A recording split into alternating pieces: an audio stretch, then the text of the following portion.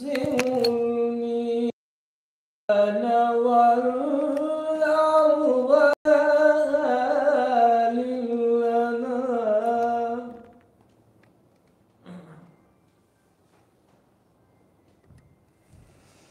فيها فاكهة والنخل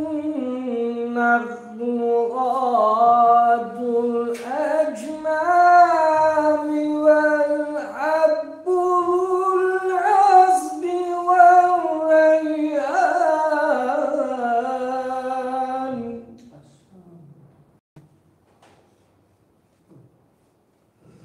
فبأي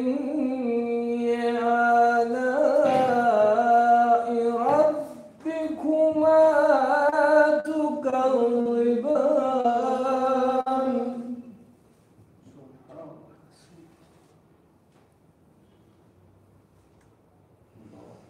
خلق الإنسان من صلصال كالفخار وخلق الجن من مارج من نار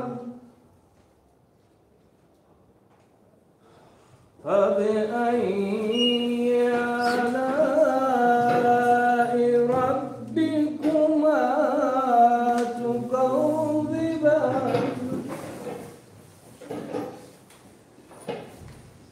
رب المشرقين ورب المغربين فبأي آلاء ربكما تكذبان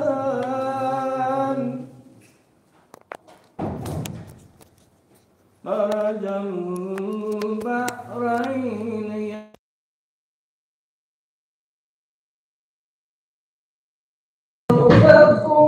لا يرجعان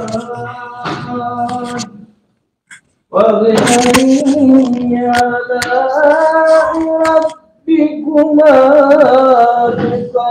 تكذبان صدق الله العلي العظيم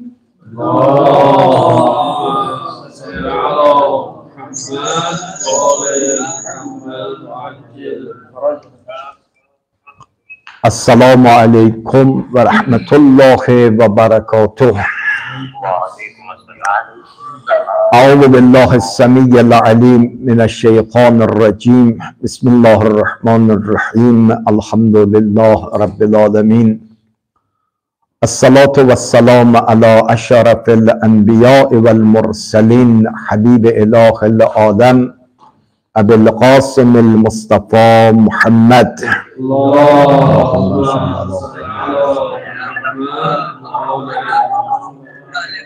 صلى الله عليه وعلى اهل بيته الطيبين الطاهرين سيما بقية الله في الارضين واللعن الدائم على اعدائهم اجمعين من الان الى لقاء يوم الدين. اللهم نور قلوبنا بالقرآن و وفقنا للعمل به. امروز 13 جمادی الثانی مصادف است با رحلت و وفات بزرگ بانوی جهان اسلام ام الشهدا و زوجت ولی الله حضرت ام البنین سلام الله علیها.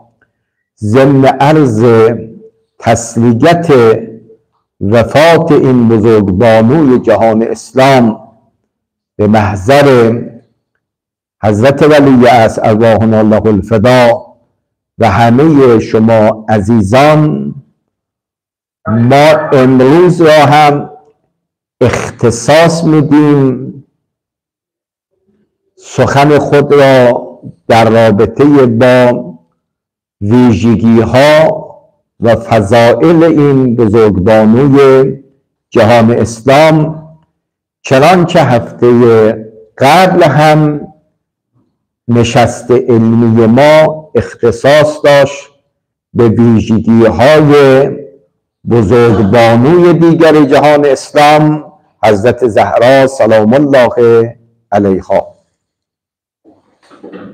بسم الله الرحمن الرحیم. آج جیسا کہ آپ لوگ جانتے ہی ہیں 13 جمادی الثانی کی تاریخ ہے. آج کے دن جو ہے وہ ام البنین مادر ابوالفضل عباس زوجہ امیر المؤمنین علیہ السلام کی رحلت اور ان کی شہادت کا دن ہے. تو اس حوالے سے میں آپ سبھی حضرات کی خدمت میں خصوصاً امام الزمانہ جل اللہ تعالیٰ فرج الشریف کی خدمت میں تعزیت اور تسلیت پیش کرتا ہوں. آج کی یہ نشست جس طرح گزشتہ ہفتے ہم نے فاطمہ زہرا سلام اللہ علیہا کے بارے میں وہ نشست برگزار ہوئی تھی، آج کی یہ نشست ام البنین سلام اللہ علیہا کے حوالے سے، ان کی خصوصیات، ان کے فضائل کے حوالے سے برگزار ہو رہی ہے.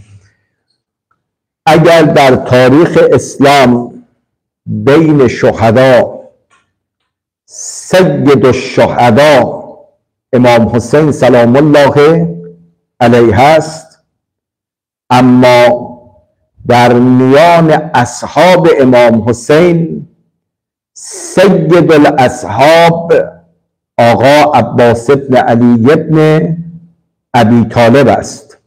اما نکته‌ای که میخوام به عنوان مقدمه ورود بحث به آن اشاره کنم، از جناب ام البنین سلام الله علیه 4 پسر به ترتیب حضرت عباس، جناب عبدالله، جناب عثمان و جناب جعفر که هر کدام در سنین مختلف بودن، حضرت عباس 34 سال، جناب عبدالله 24 سال، جناب عثمان 21 سال و جناب جعفر 19 سال داشتن که در کربلا به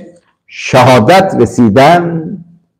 شهید مطهری در رابطه با این 4 برادر و 4 فرزند ام البنین یه نکته طلایی دارد که عرض میکنم. تو تاریخ کے حوالے سے جب ہم تاریخ کا مطالعہ کرتے ہیں، ہم دیکھتے ہیں کہ امام حسین علیہ السلام کو سید الشہداء کے نام سے پکارتے ہیں. لیکن اگر اصحاب کے اصحاب کو اگر دیکھا جائے تو سید الاصحاب جو ہے عباس بن ابی طالب علیہ السلام، علی بن ابی طالب علیہ السلام. میں یہاں پر جناب ام البنین سلام اللہ علیہ کے جو فرزندان ہے، 4 بیٹے جو ان کے تھے جو سبھی کربلا میں شہید ہوئے ہیں، ان میں سے سر فہرست حضرت عباس علیہ السلام کی ایج جو ہے 34 سال کی تھی. عبداللہ جس کی ایج جو ہے وہ 24 سال کی تھی. جناب عثمان جس کی ایج جو ہے وہ 21 سال کی تھی، اور جناب جعفر ان کی ایج جو ہے وہ 19 سال کی تھی، اور یہ سبھی کربلا کے میدان میں شہید ہوئے ہیں. اس کے حوالے سے میں شہید مرتضی مطہری کے ایک نقطے کو آپ کے سامنے رکھنا چاہتا ہوں. به این کلام شهید مطهری عنایت کنید. اوج شخصیت ام البنین رو در این جمله شهید مطهری شما میتونید به دست بیارید. ایشون میفرماد اگر شهادت هنر مردان خداست، واقعا هر کسی توفیق شهادت رو پیدا نمی کند.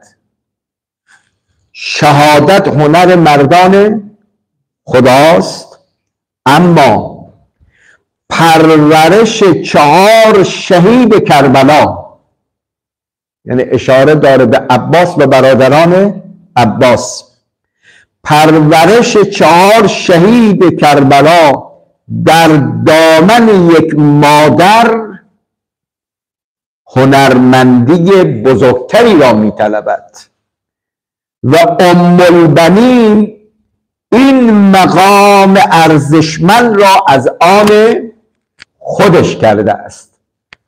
یعنی اگر شهادت هنر مردان خداست، هنر بالاتر از آن اون مادری است که در دامن خود این هنرمندان رو پرورش داده است و جناب ام البنین هنرمندی بوده است که در دامن خودش این 4 پسر رو پرورش داده است.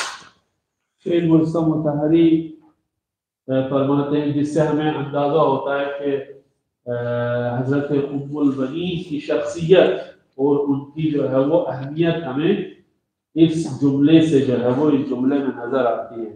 وہ فرماتے ہیں کہ اگر شہادت دینا مردوں کی فضیلت سمجھا جاتا ہے، مردوں کی فضیلت سمجھی جاتی ہے اور اس کو ان کا ہنر اور آرٹ سمجھا جاتا ہے، پرورش شہداء کی پرورش کرنا، ان شہداء کی پرورش کرنا یہ سب سے بڑا ہنر اور آرٹ ہے. جس کی حامل جو شخصیت تھی وہ بنی ام البنین تھی، کیونکہ انہوں نے 4 شہیدوں کی پرورش کری ہے جن کے نام ہم نے بیان کیے ہیں. تو وہ فرماتے ہیں کہ یہ فضیلت ان شہداء سے بھی بڑی ہے کیونکہ انہوں نے شہداء کی پرورش کری ہے. جو شہداء کی پرورش کرنے والی محترمہ خاتون جو ہے وہ حضرت ام البنین ہے. تو ان کی فضیلت ان سے بھی اور ہنر اور آرٹ ان سے بھی زیادہ بڑا ہے. پس اساتید طلاب گرانقدر، در درخشش یک سری مردها در تاریخ بخشی از موفقیت اونها مرهون پدر و مادری است که چنین فرزندانی رو پرورش دادن. ظاہر سی بات ہے اگر ہم دیکھیں جو اس طرح کی جن مردوں نے شہادت پیش کی ہے، اس شہادت کو اس جذبے کو ایجاد کرنے کے لیے کس کا رول ہوتا ہے اور اس کی اہمیت کس کی ہوتی ہے، حقیقتاً اس میں ماں باپ کا بھی جو ہے وہ اہم رول اور نقش ہوتا ہے. پیش از این که از ویژگی های این خانم مطالبی برای شما بگویم به عنوان مادر عباس، یه جمله هم از پدر عباس علی ابن ابی طالب سلام الله علیه براتون بگم که بنده برای اولین بار این حدیث رو دیدم.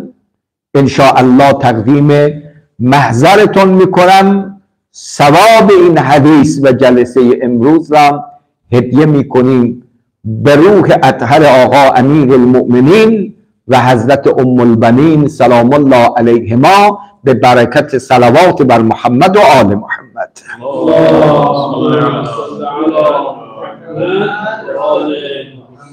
اس سے پہلے کہ میں حضرت ام البنین کے بارے میں یہاں پر ان کی ویژگی، ان کی خصوصیات یہاں پہ آپ کے سامنے رکھوں، میں چاہتا ہوں ابوالفضل عباس کے والد گرامی علی بن ابی طالب علیہ السلام کے بارے میں ایک حدیث جو انہی سے منسوب ہے، انہی سے وارد ہے، اس حدیث کو یہاں پر آپ کے سامنے پیش کروں. اولا منبع حدیث رو میخوام بگم چون خودم اولین بار دیدم، شاید بسیاری از شما عزیزانم اولین بار بشنوید. این حدیث هم در منابع برادران اهل سنت است، هم در منابع ما شیعه ها.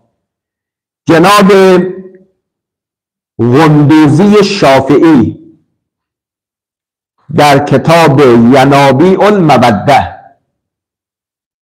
جلد 1 صفحه 3 مناقب آل ابی طالب ابن شهرآشوب جلد 3 صفحه 4 الفضائل ابن شازان قومی صفحه 112 بهار الانوار مجلسی رحمت الله علیه جلد 39 صفحه 388.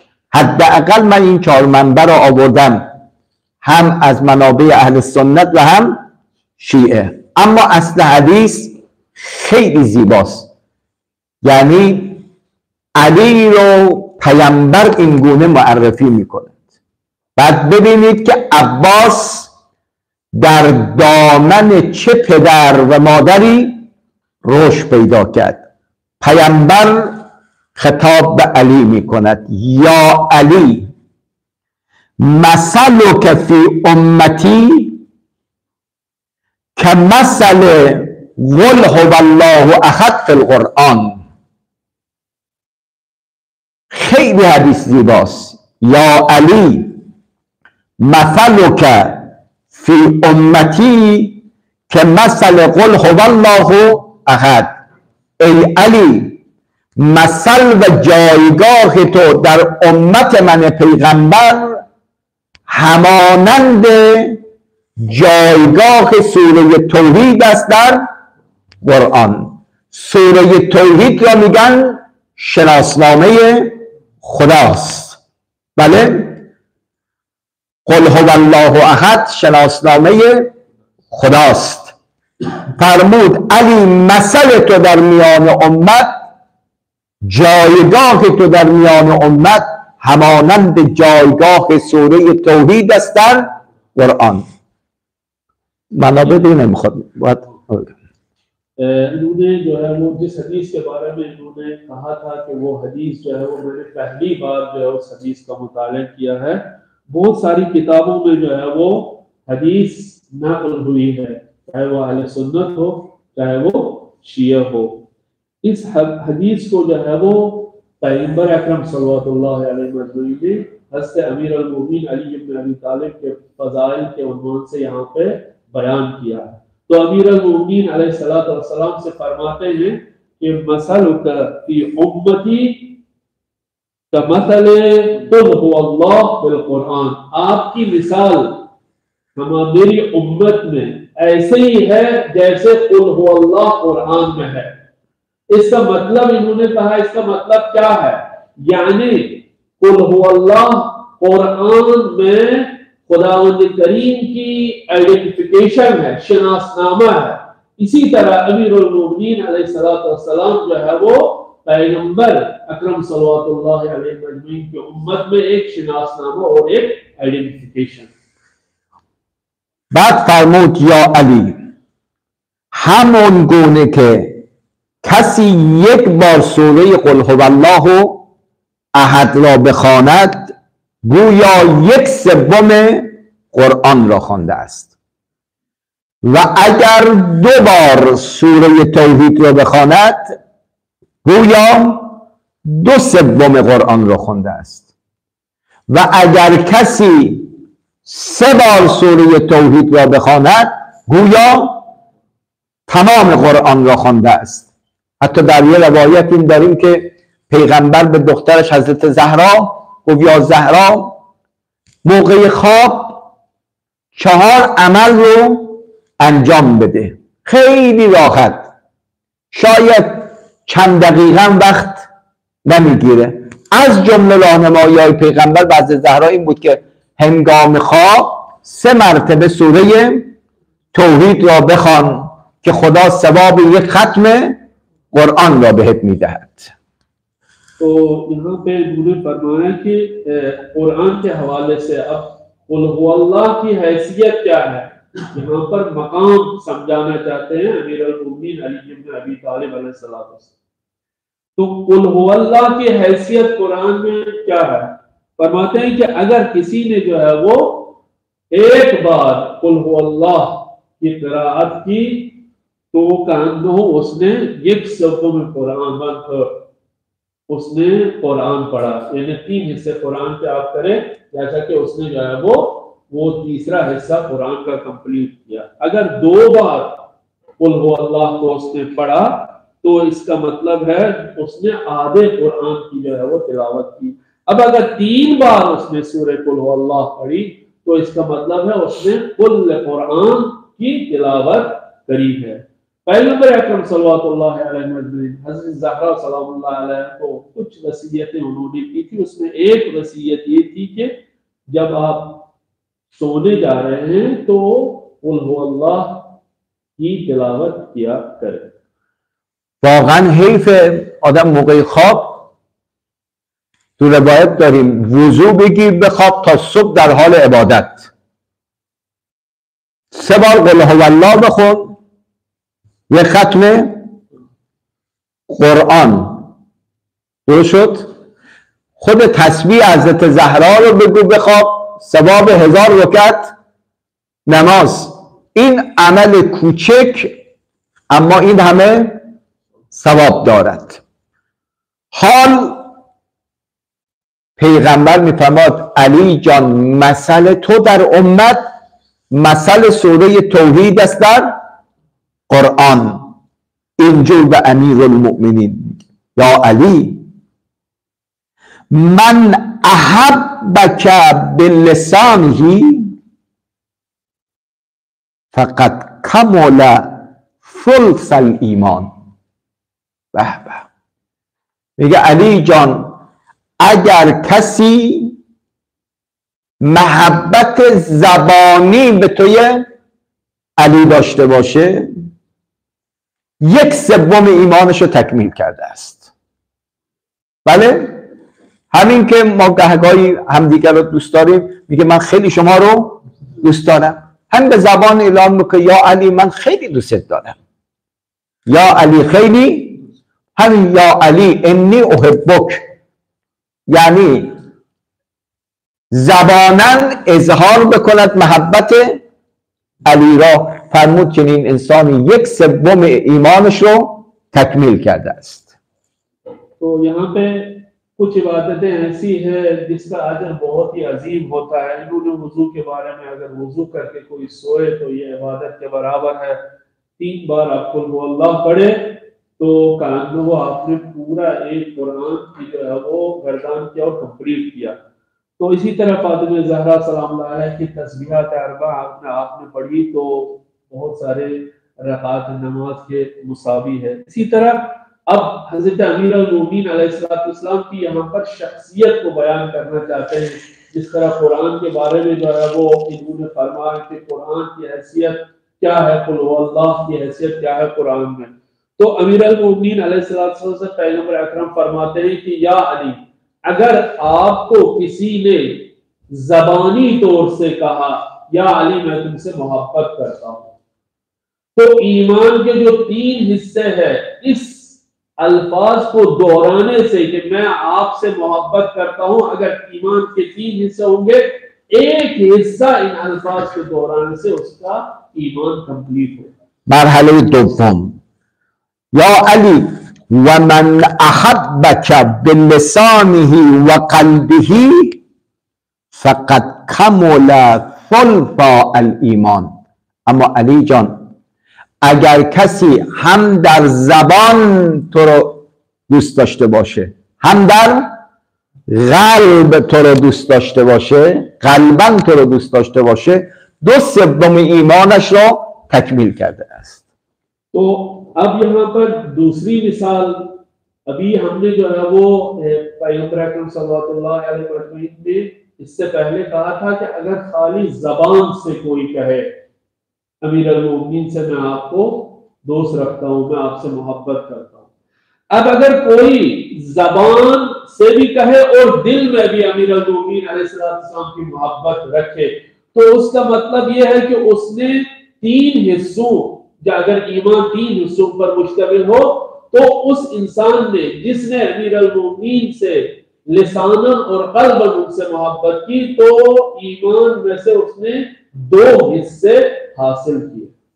بعد ادامه داد و من احبک بلسانه و قلبه و اعانک بیده فقد کمل حقیقت الایمان. ای علی، اگر کسی زباناً تو رو دوست داشته باشه، قلباً تو رو دوست داشته باشه، در عمل هم تو رو یاری بکند، همراهی بکند، همه حقیقت ایمان رو به دست آورده است. तीसरे मरहले में पैगंबर अकरम सल्लल्लाहु अलैहि वसल्लम फरमाते हैं कि ए अली, अगर आपसे अब कोई मोहब्बत करे ज़बानी तौर से, दिल से भी उस इंसान से मोहब्बत करे और इस मोहब्बत को अपनी प्रैक्टिकल लाइफ में भी अपनाए, इन्हें आज़ा व जवारिह से भी जो है वो इस ईमान को प्रैक्टिकल करे, अमली करे, तो ये शख्स जो है वो उसने पूरी हकीकत जो है ईमान की पाली। این محبت عملی اینه که گفتار یک محب علی رنگ و بوی علی را داشته باشه، رفتار یک محب علی هم باید همانند رفتار امیرالمؤمنین باشه. و محب علی فقط شیعه نیست، فقط اهل سنت هم نیستن، حتی جرداغ مسیحی هم میگه من عاشق علی هستم. منتها عشق و محبت به علی مراتب داره. بفرموده یه عده محبتشون زبانی است، یه عده علاوه بر زبانی قلبی هم هست، تو عمل میلنگن، اما یه عده هستن که هم زبانن علی رو دوست دارن، هم قلبا علی رو دوست دارن و هم در عمل علی رو دوست دارن. अमीर अल-मोमिनीन अलैहिस्सलाम से मोहब्बत का मतलब ये है कि हम अपने गुफ्तार में अली गूने बन जाए, अली के जैसे बन जाए, हम अपने रफ्तार और किरदार जो हमारी अमल है उसको भी अली जैसे अपने उस किरदार को बनाए। अली अलैहिस्सलाम की मोहब्बत ये मखसूस नहीं है शियों से, अली अलैहिस्सलाम की मोहब्बत मखसूस नहीं है अहले सुन्नत से, बल्कि अली से हर कोई तीफ और ताइफा मोहब्बत करता है। जैसे इन्होंने जो जुर्दाग की मिसाल दी है, वो मसीह है, वो भी अमीर अल-मोमिनीन से मोहब्बत करता है, लेकिन इस मोहब्बत के मराहिल है। जिस तरह इन्होंने फरमाया, कोई जो है वो खाली जबान से अली अलैहिस्सलाम से मोहब्बत करता है, कोई जबान के अलावा दिल में भी उनकी मोहब्बत रखता है, कोई जो है वो इस जबान और दिल के अलावा प्रैक्टिकल लाइफ में भी अली इब्न अबी तालिब की मोहब्बत को अपनाता है। پس اگر عباس سرآمد اصحاب حسین است، چون در مکتب چنین پدری روش کرده است و در دامن مادری با فضیلتی مثل ام البنین سلام الله علیها. پس ابوالفضل अब्बास अलैहिस्सलाम अगर वो सरामद असहाब हुसैन है, यानी सरमश्क असहाब हुसैन है, तो उसकी वजह क्या है, कहां से उन्होंने ऐसी तरबियत पाई है? उनके वालिद मोहतरम अली इब्न अबी तालिब अलैहिस्सलाम का रोल उसमें मुहिम है, और उनकी मादर गिरामी उम्मुल बनीन सलामुल्लाह अलैहा का इसमें बहुत बड़ा रोल है। اما برگردیم کمی از بانوی بزرگوار ام البنین بگیم. اولین ویژگی، خیلی دقت کنید، ام البنین بهترین نامادری و مهربانترین نامادری تاریخ است. جناب ام البنین مادر حسنین نبود، مادر زینبین نبود، نامادری بود، اما نامادری که همانند مادرشان نسبت به این بچه ها مهربان بوده است. حتی در تاریخ داریم اول محبتش را ام البنین به فرزندان زهرا تزریق میکرد، بعد به فرزندان خودش. در تاریخ داریم چند سالی از زندگی مشترک علی و ام البنین گذشته بود. یه روزی به امیرالمومنین عرض میکند یا علی، دیگر منو به نام اصلیم که فاطمه هست صدا نزن، منو به کنیم صدا بزن ام البنین. وقتی حضرت سر مطلب رو و جهت درخواست رو ازش سوال میکنه، عرض میکند یا علی، علتش به خاطر دل بچه های فاطمه هست. نمیخوام هر وقت مرا به نام فاطمه صدا میزنی بچه های فاطمه به یاد مادر بیفتن و جای خالی مادر رو احساس بکنن و دل شکسته بزن. یعنی تا این حدم حاضر نیست این نامادری که بچه های علی که از مادر دیگر هستن دل شکسته بشه. پس بنابراین بهترین نامادری و مهربانترین نامادر تاریخ رو اگر بخواهیم به عنوان الگو و مثل بگیم، جناب ام البنین سلام الله علیها است. اب यहाँ से हम हजरत उम्म अल-बनीन सलाम अल्लाह अलैहा के बारे में जो उनकी खसूसियात है उनको यहाँ पर हम मरहलावार बयान करेंगे। पहली उनकी खसूसियत और सिफत जो है, इन्होंने फरमाया है कि हसनैन ज़ैनब कुबरा उम्म कुलसूम ये तो हज़रत फातिमा ज़हरा सलाम अल्लाह अलैहा के फर्जंद थे।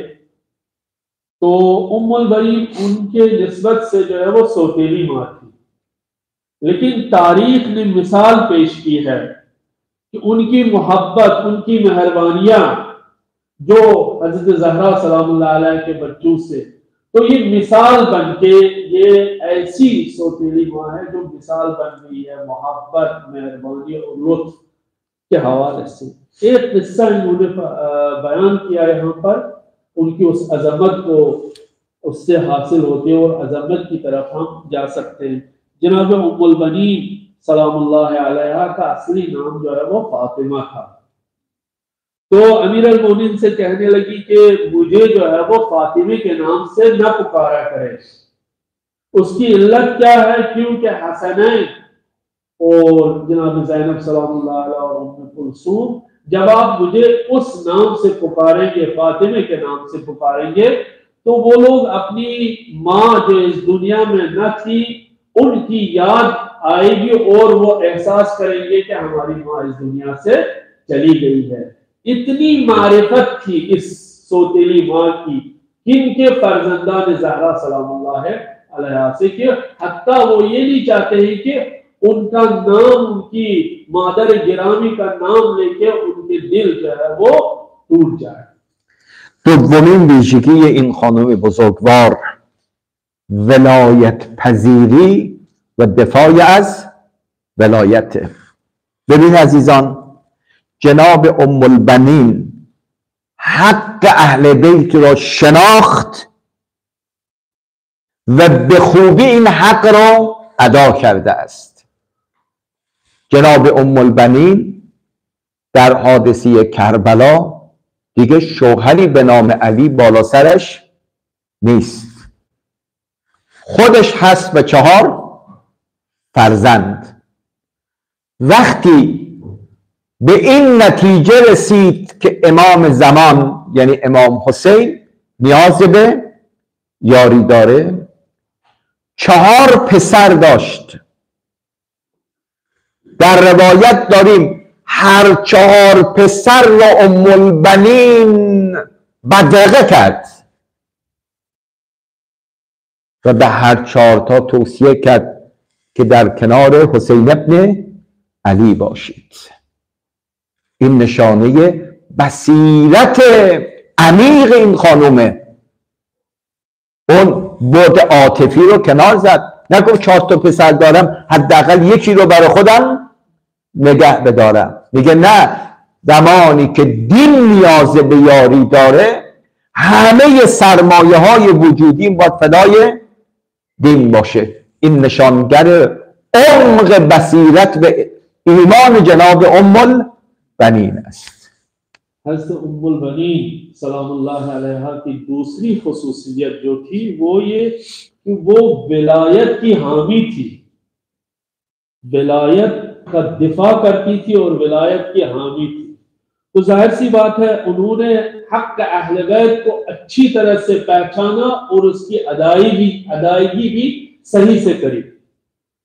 کربلا کے میدان میں اگر آپ دیکھیں گے، ملاحظہ کریں گے تو امیر المومنین ان کے جو ہسبینڈ تھے، ان کے جو شوہر تھے، وہ کربلا کے ان ایام میں نہیں تھے. ظاہر سی بات ہے ان سے پہلے جو ہے وہ ان کی شہادت ہوئی. لیکن آپ دیکھیں ام البنین کا کردار کیسا تھا، انہوں نے کیسی شناخت تھی ان کی اہل بیت کے حوالے سے. ان کے 4 بیٹے جو جن کا ابھی نام لیا ہے، انہوں نے ایج بھی بتائی تھی، تو ان کے وہ 4 بیٹے انہوں نے امام الزمانہ جو اس وقت کے امام الزمانہ تھے حسین بن ابی طالب علیہ السلام، ان کے لیے ان کو قربان کر دیا ہے. یہ دیکھ کے کہ یہ اس عصر کے امام ہے اور اپنی اس حق ادائی کو ان بچوں کی شہادت سے ادا کیا. ایسا نہیں کہا کہ آپ لوگ میرے بیٹے ہیں، آپ میرے بیٹے ہیں، بس رہ جاؤ، شہادت سے جو ہے وہ الگ ہو جا. نہیں، ان کو امام کی نصرت کے لیے ان کو کربلا کے میدان میں وصیت کری اور تشریف کری کہ آپ جا کے امام حسین علیہ السلام کے لیے اپنا جو ہے اپنے نذرانه جان تقدیم کریں. ویژگی سوم ادب ام البنین. سروران محترم، آقایان و خانم ها، اگر شنیدیم عباس در طول 34 سال عمر شریفش یک بار حسین را به نام حسین صدا نکرد. تو تاریخ داریم یا میگفت یا سیدی و مولان، یا نهایت میگفت یا ابا عبدالله، با کنیه صداش میزد. هیچ وقت حسین را به اسم کوچک حسین صدا نزد، ادب را رعایت میکرد.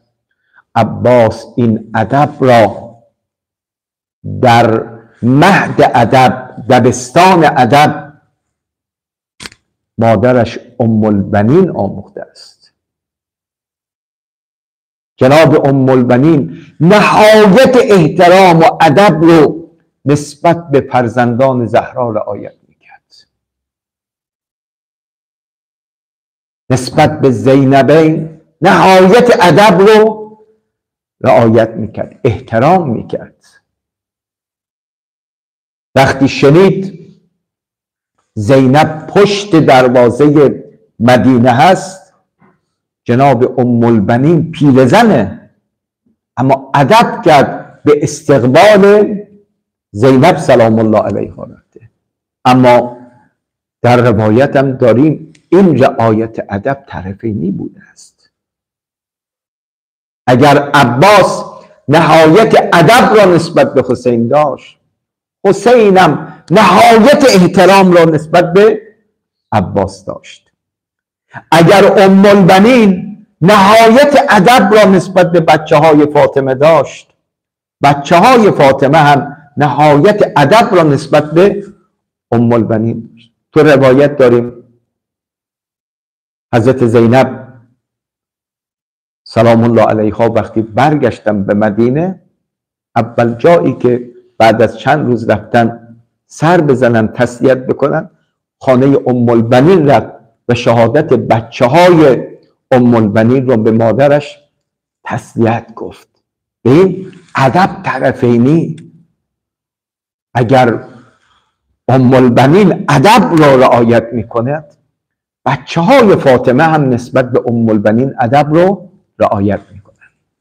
تیسری خصوصیت जो उम्मुल बनीन जनाब उम्मुल बनीन की थी वो ये कि उन्होंने हमेशा जो है वो मुअद्दबाना तरीके से जो है वो पेश आई।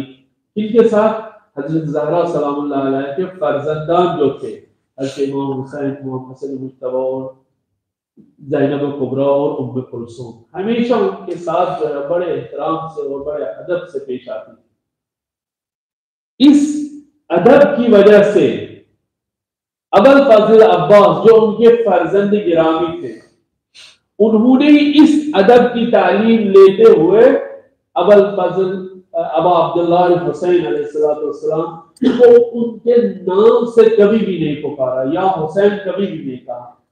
अबुल फजल अब्बास जो उनकी 34 साल की उम्र थी, उन्होंने कभी भी हुसैन को हुसैन के नाम से नहीं पुकारा, बल्कि हमेशा या कहते थे या सय्यदी व मौलाई, या कभी कभी कहते थे या अबा अब्दुल्लाह। देखिए उनके नाम से जो है उन्हें नहीं पुकारते थे। जाहिर सी बात है हुसैन भी अलैहिस्सलातु वस्सलाम जो है वो अबुल फजल अब्बास को बहुत एहतराम से देखते थे और एहतराम से पेश आते थे। तो जाहिर सी बात है जब उम्मुल बनीन सलामुल्लाह अलैहा, जब हज़रत ज़ैनब सलामुल्लाह अलैहा करबला से वापस आई मदीने के दरवाजे पे और मदीने के उस शहर के दरवाजे पे जो है वहां पर उनका क़ियाम हुआ, तो उम्मुल बनीन जो कि बूढ़ी औरत हो चुकी थी, सिन उनका बहुत ही आगे बढ़ गया था, वो आके हज़रत ज़ैनब सलामुल्लाह अलैहा के इस्तकबाल में आई। और इसी तरह ज़ैनब सलामुल्लाह अलैहा जो एहतराम मुतकाबिल के तौर पर जब ज़ैनब सलामुल्लाह अलैहा मदीने में वारिद हुई, तो कुछ दिनों के बाद वो उम्मुल बनीन के घर पे उनके जो फर्जंदान जिन्होंने शहादत पेश की थी हुसैन अलैहिस्सलाम के लिए, उनको तस्लियत करने के लिए उनके घर पे गई। ये अदब था जनाब उम्मुल बनीन का, और इसके मुकाबले में फर्जंदान ज़हरा ने भी उनके जो है वो तय एहतराम और अदब से पेश आए. اما ویژگی دیگر خیلی مهمه، تربیت سربازان فداکار برای دین و امام زمان. तो अब जो और एक जो इन्होंने जो है वो यहाँ पर जिस खुसूसियत का जिक्र किया उम्मुल बनीन सलामुल्लाह अलैहा के हवाले से, उन्होंने बच्चों की तरबियत इस तरह की आपने देखा, वो बच्चे जो है वो हाजिर हुए करबला में अपनी जान का नजराना पेश कर. اما تربیتی که در طول سال همراه با صبر جانسوز است، به این معنا روزهای اول تولد ابوالفضل قنداقه را به دست امیرالمؤمنین میدهد، میبیند علی به بازوان این طفل بوسه میزند و گریه میکند. عرضه می‌دارد یا علی، پدر با تولد فرزند باید خنده بر لبانش باشد، نه گریه. چرا به بازوان بچه هم بوسه میزنید، گریه میکنید؟ امیرالمؤمنین سلام الله علیه یا ام البنین، دارم بوسه میزنم به بازوان بچم که یه روزی در دفاع از دین و در دفاع از پسرم حسین این دو دستاش از بدن جدا می شود. اما این مادر با بصیرت هیچ اعتراضی نه اون لحظه به امیرالمؤمنین نکرد، بلکه در طول زمان تمام توانش رو به کار برد که بچه‌ای تربیت بکند که به این وعده پدرش عمل بکند در دفاع از دین و امام، این دو دستش فدای دین و امام بشه. به این بچه هم خوب تربیت شده بود که در روز عاشورا وقتی دست راستش از بدن جدا شد فریاد زد والله ان قطعتم یمینی انی احامی ابدا عن دینی و عن امام صادق یقینی. همان خواسته پدر رو عملی کرد و اگه دست راستم رو جدا کردید به خدا قسم با این دست چپم هم از دینم حمایت میکنم و هم از امام راستگویم حمایت میکنم. जो तरबियत अब ये सिफत और ये खसूसियत जो हज़रत उम्मुल बनीन में कि उन्होंने बच्चों की ऐसी तरबियत करी उस सन अबुल फज़ल अब्बास अलैहिस्सलाम जब उनकी विलादत हुई उसके बाद जो है वो उस बचपन में ही जो है वो उसका जो खुदाता जो उन्होंने अमीर अल-मोमिनीन अलैहिस्सलाम के हाथ में रखा, उस बच्चे को अमीर अल-मोमिनीन के गोद में रखा, तो अमीर अल-मोमिनीन अबुल फज़ल अब्बास अलैहिस्सलाम के शाने और बाजू उन पे जो है वो हमेशा बोसा देते थे, हमेशा चूमते थे और रोते थे। तो जब सवाल करती थी उम्मुल बनीन क्यों ऐसा आप कर रहे हैं, क्यों इनके बाजू और शानों पे आप जो है वो बोसा देते हैं, तो वो ये फरमाते थे कि ताकि ये जो है वो इस काबिल बन जाए कि जो इमाम ज़माना है उनका इमाम हुसैन अलैहिस्सलाम उसके लिए जो है वो कुर्बानी पेश करे।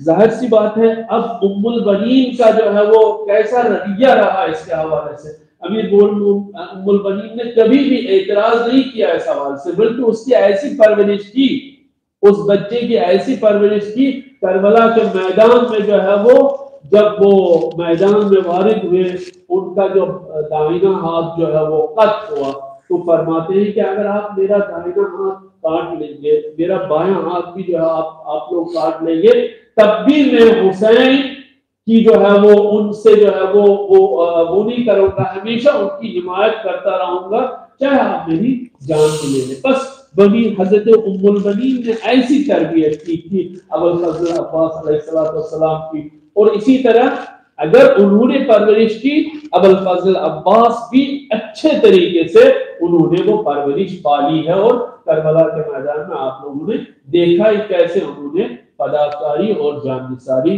पेश की। و آخرین فضیلتش را بگویم، اون مبارزه سیاسی جناب بنین بعد از حادثه کربلا همه شنیدید که ایشون اومد تو قبرستان بقیع صورت 4 قبر درست کرد، 4 قبر به نیت 4 پسرش. این قبر عباس، این قبر عبدالله من، این قبر عثمان، این قبر جعفر. روزها می اومد کنار این 4 صورت قبر می نشست گریه می کرد، اما این گریه یک گریه سیاسی بود.